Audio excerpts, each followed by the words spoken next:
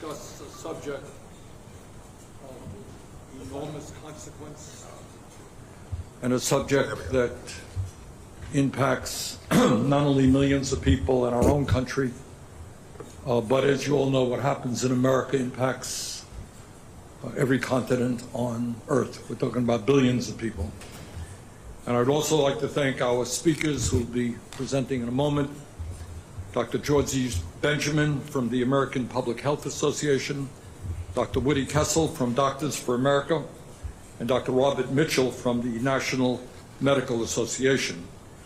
Collectively, these organizations represent more than 100,000 doctors and healthcare professionals, and I thank them again very much for being with us today. Let me be as clear as I can be.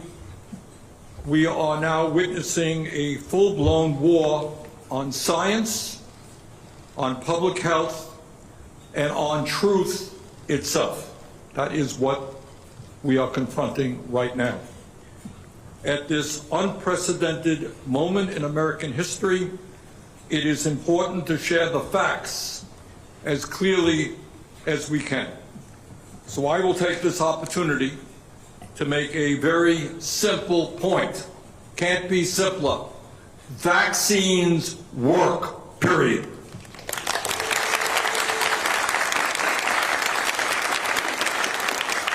Now, you'll all notice I don't have a white coat on. I'm not a doctor. I confess that I failed biology when I was in college.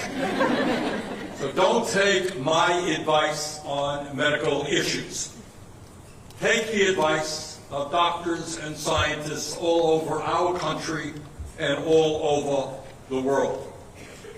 And in a moment you'll hear from physicians standing with me today about the overwhelming consensus in the medical and scientific community that vaccines are safe and effective.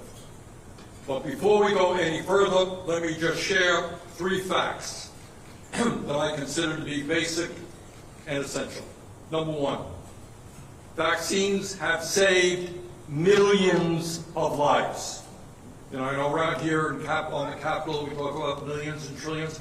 Millions of lives is a lot of people. That's a lot of moms and dads who don't have to bury their children. According to a study published in The Lancet, over the past 50 years, vaccines have saved the lives of more than 150 million people around the world and cut infant mortality rates by 40%.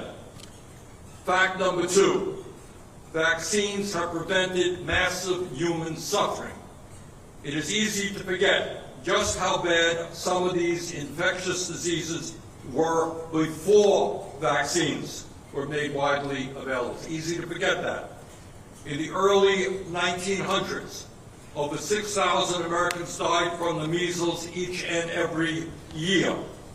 In 1952, 3,000 people in America died from a polio outbreak, and many more needed leg braces, wheelchairs, and an iron lung to breathe. At the height of the COVID pandemic, we were losing, you know this better than I do, 3,000 people every single day. Hospitals were overwhelmed, and doctors and nurses like you put your lives on the line, and some people died trying to save Americans. Vaccines changed all of that. How many people do we know who need an iron lung today to breathe? How many hospitals today are overwhelmed with COVID patients?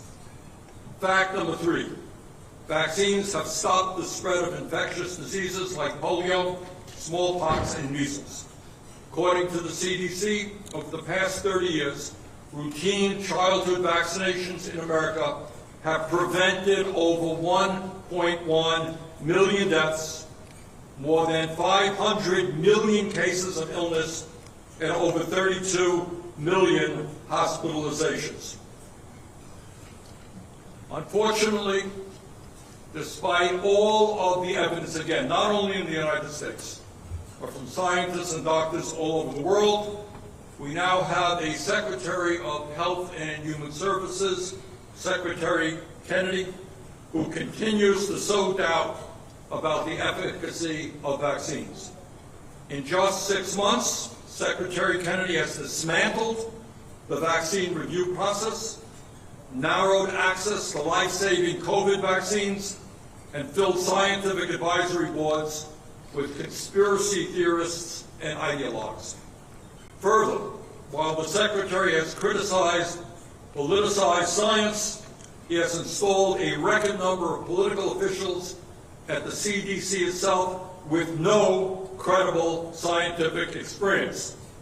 I have come to learn that this includes the acting CDC director, a former hedge fund manager with ties to the pharmaceutical industry.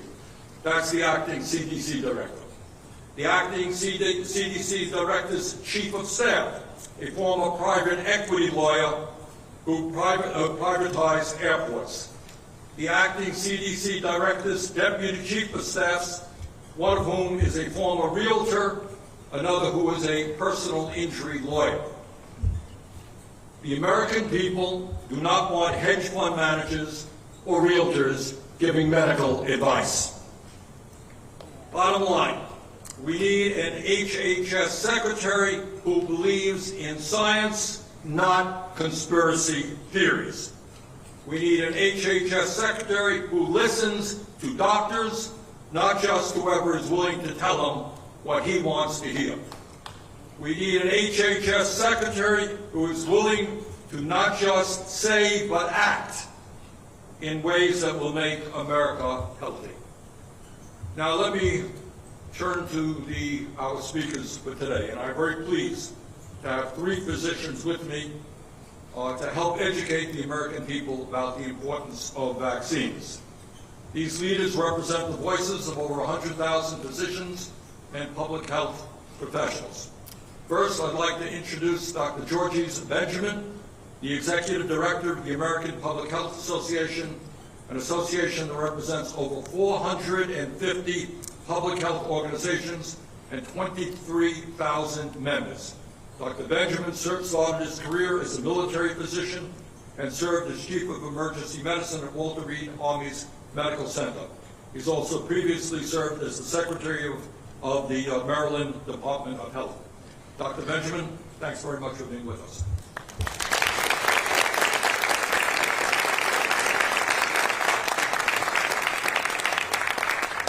Well, hello everyone.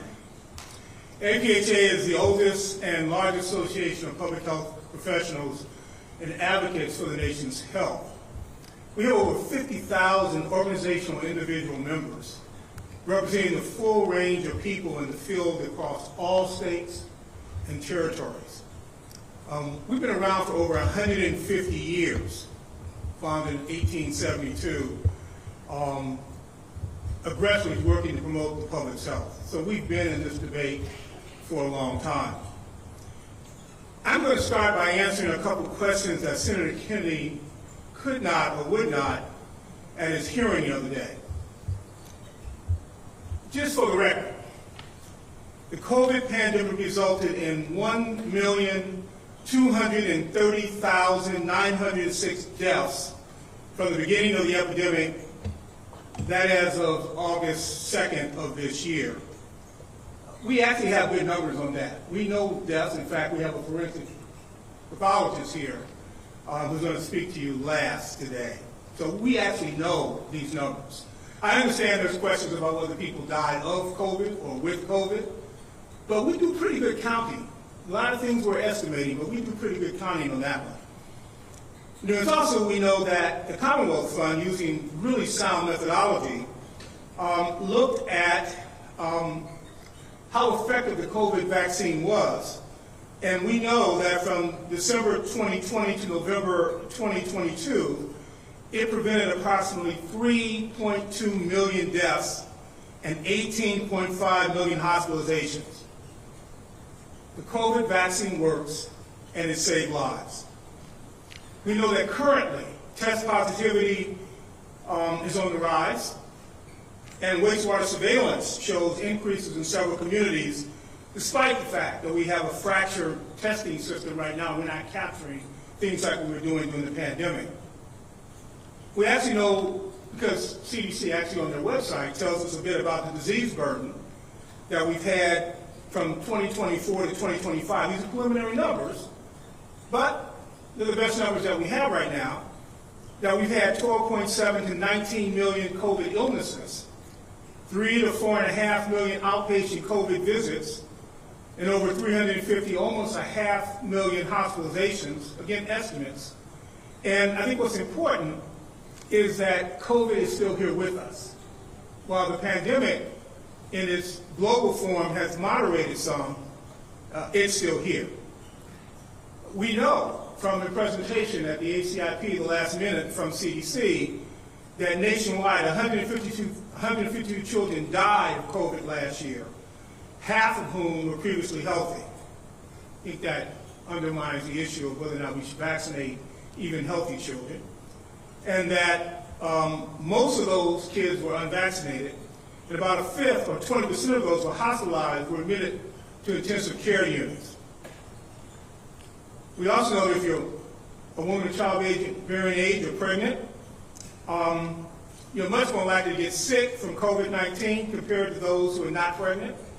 You're more likely to need hospitalization or intensive care or the use of a ventilator or special equipment should you get COVID.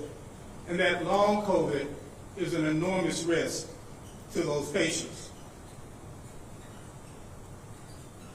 Let me just reiterate what the senator said. Vaccines are safe and effective, and by the way, the public agrees with us. There was a recent NBC News Decision desk poll that was done from August 13th to September the 1st of this year, which showed that 78% of the public strongly or somewhat support vaccines. So all this stuff you hear about people being concerned about vaccines, yeah, there's a little bit out there, but the public is with us on this story. Now, so far, this administration has demonstrated they are not being transparent in their decision-making. They have undermined the well-structured processes to ensure vaccines are carefully reviewed to be safe, effective, and accessible. You know, even today there's a story about people who are eligible for Medicare who are having trouble getting their vaccine. Think about that. They have certainly removed qualified members of committees, particularly the ACIP, and have not replaced them with people of the same competency. In addition, there are enormous concerns about the names that are being floated around and the proper vetting of these individuals or the credentials for infectious diseases. So the goal of the FDA and the CDC is to make sure that the public's health is protected, and I think they're failing at that. Secretary Kenny has overseen the largest destruction of the nation's public health system in American history. We reject the destruction of these efforts. We reject the unscientific approach to controlling infectious disease, and we call on the administration to ensure full access to COVID vaccines for all and reverse course to strengthen, not weaken, the nation's vaccine safety systems. Thank you.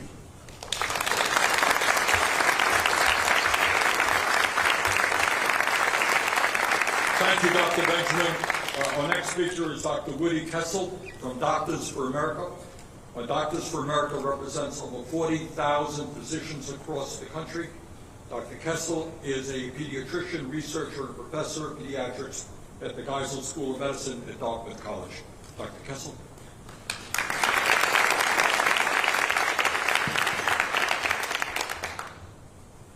Thank you, Senator Sanders, and thank you particularly for being an incredible advocate for our children, for America's children.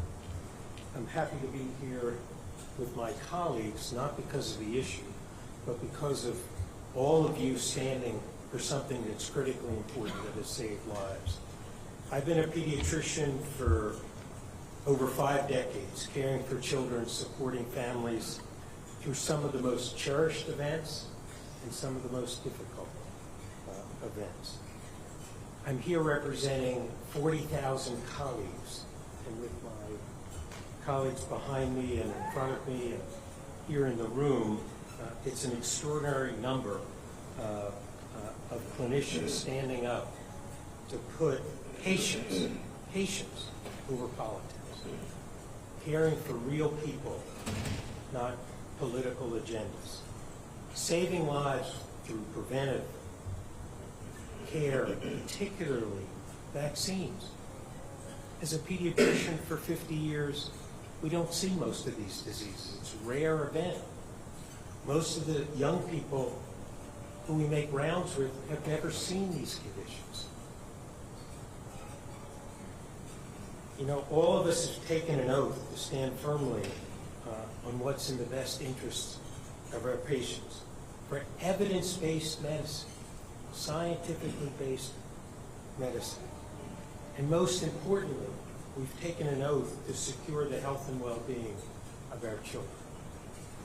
We've treated children with whooping cough, gasping for air, toddlers with pneumonia, adolescents with COVID-19, and families devastated now by measles. Measles, something which we virtually eradicated. Children and families are struggling and suffering from. We know firsthand the fear and anxiety shown in the eyes of children when they're struggling, when they're ill. And we are seeing actual harm today that you've heard from my colleagues and from the Senate.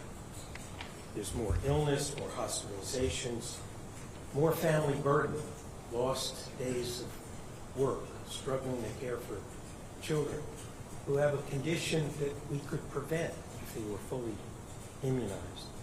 And tragically, we're seeing preventable deaths.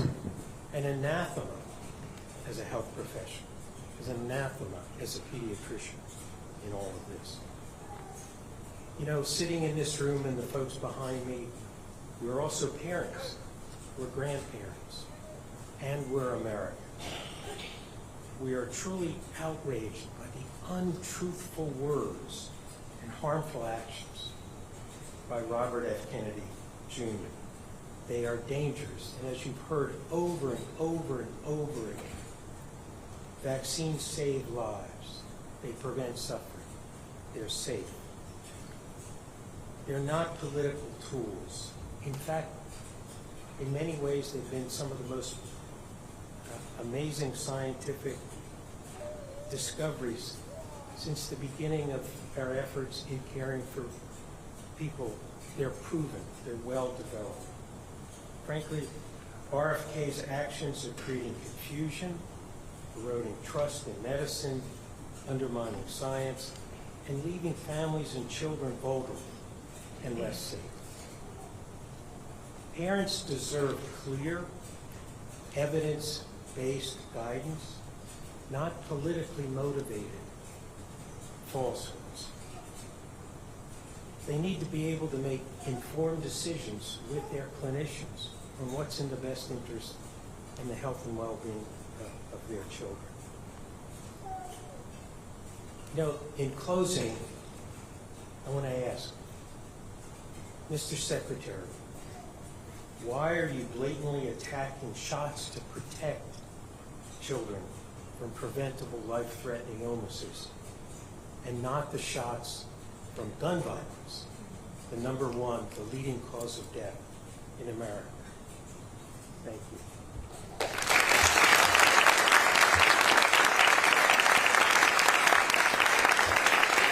Thank you very much, Dr. Mitchell.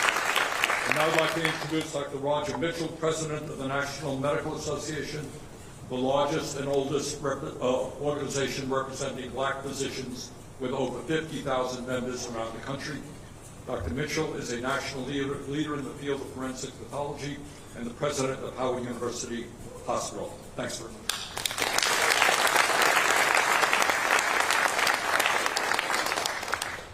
I want to thank Senator Sanders for bringing us here together in this critical moment, for your unwavering leadership around the issues of today.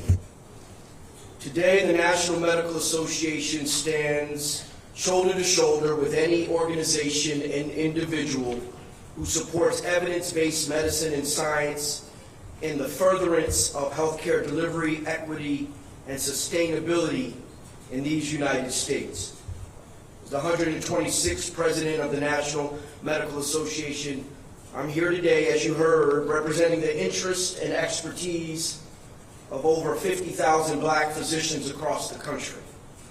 Throughout our history, we have fought for healthcare access for our patients, and today is no different. Healthcare is a human right. Current attacks on public health, whether on vaccination or Medicaid, or the importance of diversity in our care model, creates confusion around the way we care for communities. These types of contrived debates serve as distraction, promoting hesitancy and distrust for our healthcare delivery system, a system that has been rooted in reliable science and medicine for decades. In a word, these attacks are dangerous. To be clear, the National Medical Association believes that Congress must exercise complete oversight and work to remove the Secretary of Health and Human Services from his position.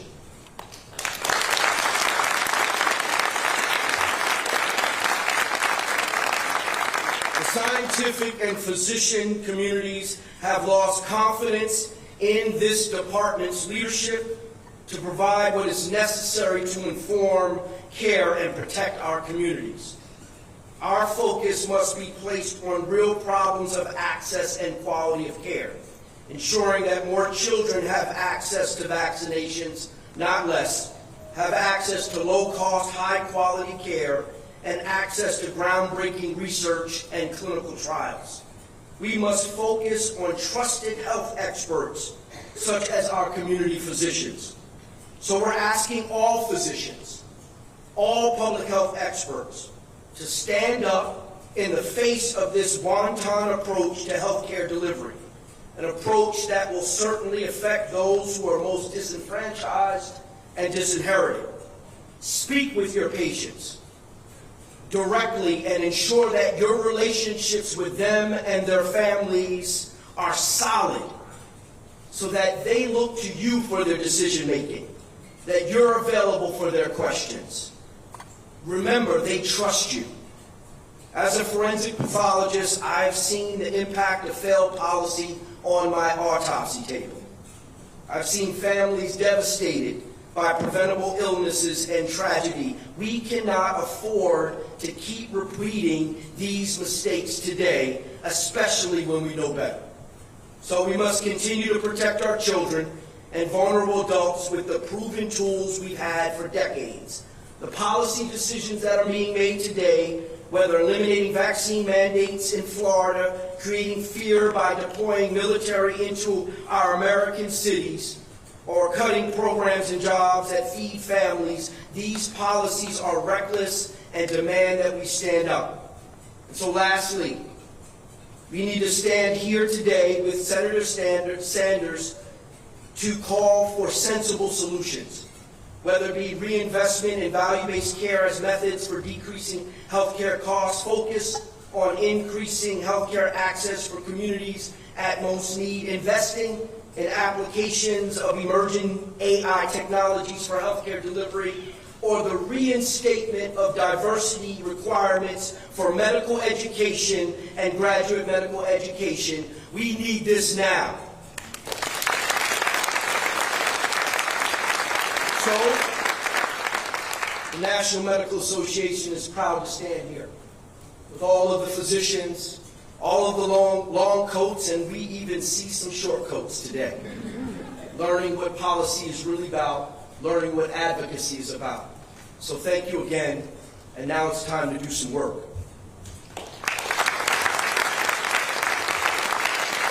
Thank you very much. All right, media, have any questions? Yes, sir. Just get it. That's who I get your. Hi. Dan.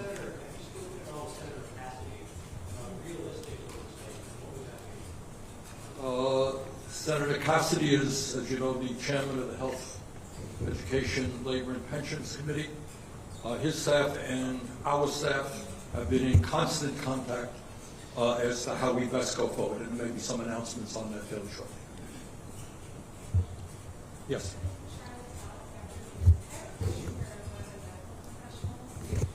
You don't want my medical advice?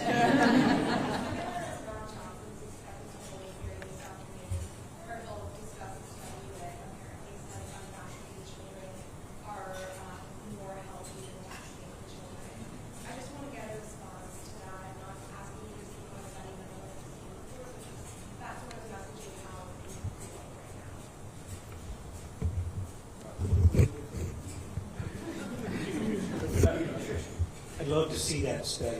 I don't understand the premise of that, but certainly, look, healthy children is the goal. Preventing disease is indeed the goal. And if we're all vaccinated, it reduces. There's something called herd immunity as well. So it allows healthy children to not get these diseases. But I'd love to see that study, and we can talk about that further. I mean, look, if it's evidence-based and science-based, we're all open to new ideas, new thoughts.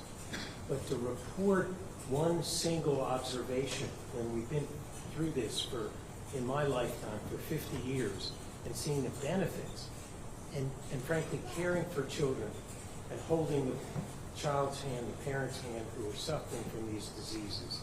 So I'd love to see that study and look forward to the press conference this afternoon.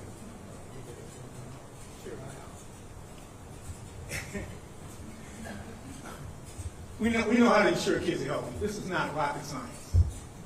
Nurturing environment, access to food security, making sure they get early and comprehensive care throughout their lifespan, making sure they're adequately protected, which includes making sure they get vaccinated for vaccine-preventable diseases, that they don't have access to firearms, the leading cause of death for our kids, that they are free of other hazards, which, by the way, we do all the time. We pull products off the market because kids might choke or they might trip. And we do that because we have a record of identifying threats, assessing them, fixing those threats so that we prevent kids from getting them. So if they're having a hearing this afternoon and they're focused on one thing, I'm all for debate and science and looking at the evidence. But unless they're looking at comprehensive wellness for kids, they're going to be missing the boat. And we ought to point that out.